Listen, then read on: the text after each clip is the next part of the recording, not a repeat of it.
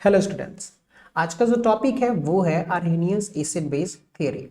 अर्हेनियस acid base theory को discuss करेंगे। उससे पहले एक मेरा हम्बल रिक्वेस्ट है कि प्लीज जिन लोगों ने चैनल को सब्सक्राइब नहीं किया प्लीज कर लीजिए, ताकि जब मैं अगला वीडियो अपलोड करूं तो आप लोगों को नोटिफिकेशन मिल जाए।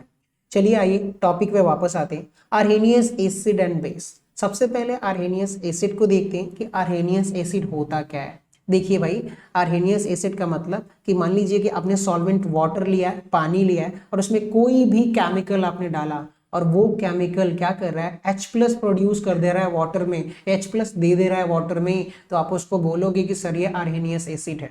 ठीक है, सिर्फ वाटर की बात कर रहा हूं। अगर सॉल्वेंट आपका बदल गया, अल्कोहल हो गया, ईथर हो गया, उस केस में ये अर्हेनियस एसिड बेस एप्लीकेबल नहीं होगा। चलिए आ जाइए, सबसे पहले यहाँ पे देखते हैं। ये देखिए HCl।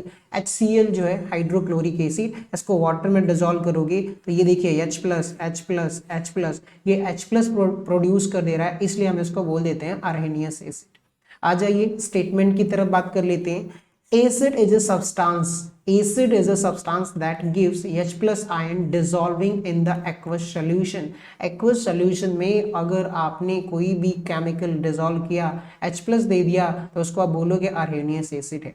चलिए आ जाइए कुछ एग्जांपल्स डिस्कस कर लेते हैं। जैसे कि यहाँ पर आप देख रहे हो HF, हाइड्रोजन फ्लोराइड, ये भी क्या कर देता है, H+ प्रोड्यूस कर देता है। ठीक है, अगर आप बात करते हो HBr, चाहे यहाँ पर ले लीजिए HI, ये सारे के सारे क्या है, अर्हेनियस एसिड, क्योंकि H+ क्या कर देते हैं, वाटर में डोनेट कर देते हैं।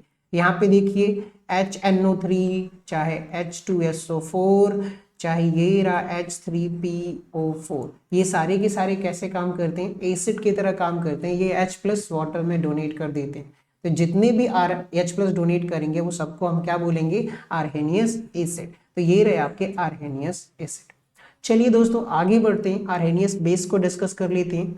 अर्हेनियस बेस क्या होता है, जैसे मान लीजिए कि आपने वाटर लिया हुआ है, सॉल्वेंट वाटर लिया हुआ है, और उसमें आपने एक काम करा कि कोई भी कंपाउंड आप डिजोल्व करते हो उसमें, और डिजोल्व करने के बाद उस सोल्यूशन में, एक्वस सोल्यूशन में अगर आपको OH ion, hydroxide ion, OH ion ऐसे मिल जाए, ये देख रहे हो ना OH आयन, तो ऐसे सब्सटेंस को आप बोलोगे कि सर ये अर्हेनियस बेस है। क्या है बताइए, अर्हेनियस बेस। याद रखिएगा वाटर ही होना चाहिए, कोई दूसरा नहीं। ठीक है, आ जाइए इसके स्टेटमेंट की तरफ बढ़ते हैं।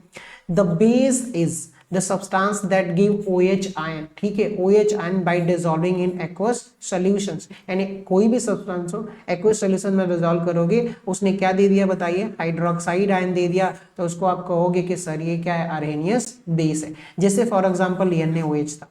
ठीक है, तो यहाँ से OH इसने प्रोड्यूस कर दिया। आगे बढ़ते हैं, इसके कुछ एग्जांपल्स देख लेते हैं कि भाई कौन कौन से एग्जांपल यहाँ पे पॉसिबल है। तो यहाँ पे देखिएगा, सबसे पहला एग्जांपल लीजिए, KOH ले लीजिए, चाहे NH4OH ले लीजिए, अमोनियम हाइड्रोक्साइड ले लीजिए। समझ में आ रही है बात। चाहे यहाँ पे आप ले सकते हो कैल्शियम हाइड्रोक्साइड। ये जितने भी आप देख रहे हो ये सारे के सारे क्या हैं आपके, बताइए, सब के सब अर्हेनियस बेस है, क्योंकि इनको डिसॉल्व करोगे तो वाटर में आपको OH- आयन, हाइड्रोक्साइड आयन मिलेगा। ठीक है, आई होप आप लोगों को समझ में आया होगा। Thank you for watching.